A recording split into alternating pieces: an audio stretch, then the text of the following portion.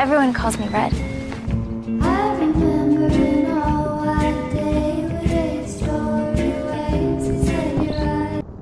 Hey everybody, it's Kaylee here, and if you don't know me already, I love to sew, I love to make costumes, and I love to play dress up. So I wanted to make a little Red Riding Hood costume, and I figured I would take you guys along while I did it. Yes, my fire department thingy is beeping.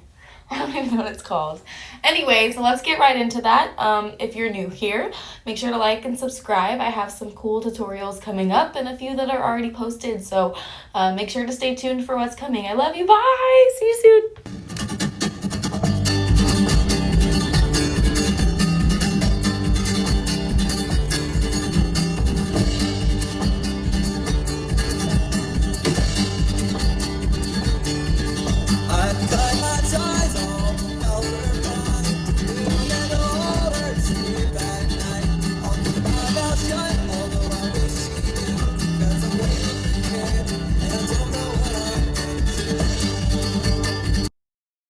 To make the base of the Little Red Riding costume, the bottom of the dress, I'm using this Anthea milkmaid dress pattern that I got for free at mode.com. So you can find it there, print it out, tape it all together just like I did, and then here are all the fabric pieces cut out.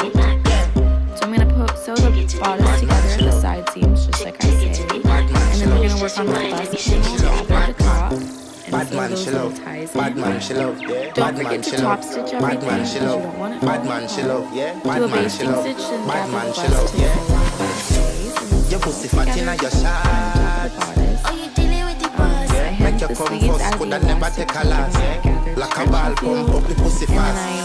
Skin out the pussy for me fuck it. Girl, you make it cocky brad. Original girl, some of them had in a calf. And if you hear this song, then go on the now that it's sewn, I'm gonna try it on, and then of course I love the length for the dress, but for the costume I feel like it's a lot too long. So we're going to cut that off, and then we're going to use the part that we cut off as a lining for the under part of the dress to give it a little bit more fluff and structure.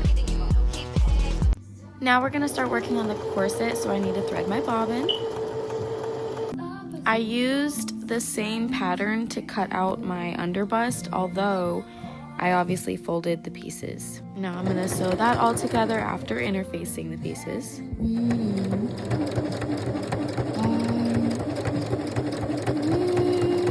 This is what it's going to look like when it's all sewn together, but we need to sew the lining part as well. To make it stronger, I actually interfaced this multiple times because you want it to have and hold its structure when it's on your body. Then I used bias tape to hem, and here's that all stitched in. Now we're going to start adding the grommets, so I'm going to just kind of play with the placement on that. And now I'm going to work on the trim of the corset because I wanted it to have like a little overskirt peplum kind of a thing. So I'm basically just cutting like a big rectangular circle skirt kind of thing, and we're gonna sew that on after gathering it.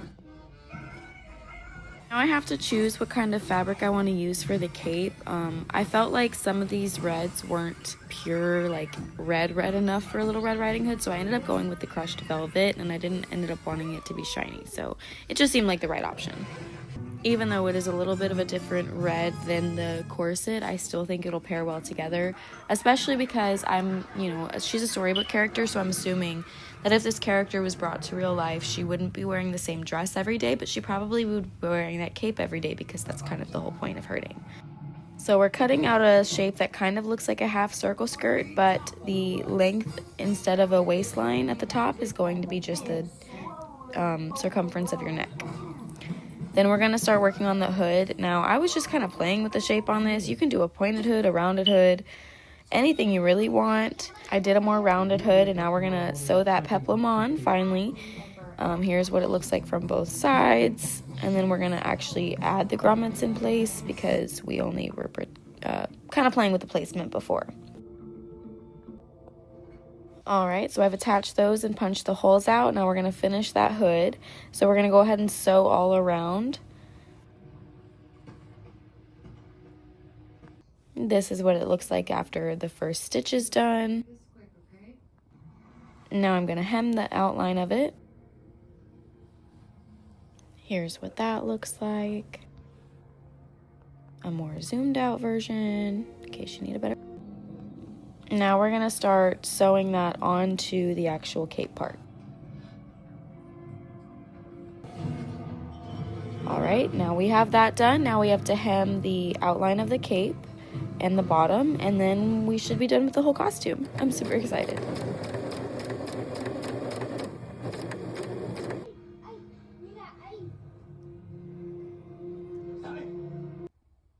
Here's what the cape looks like.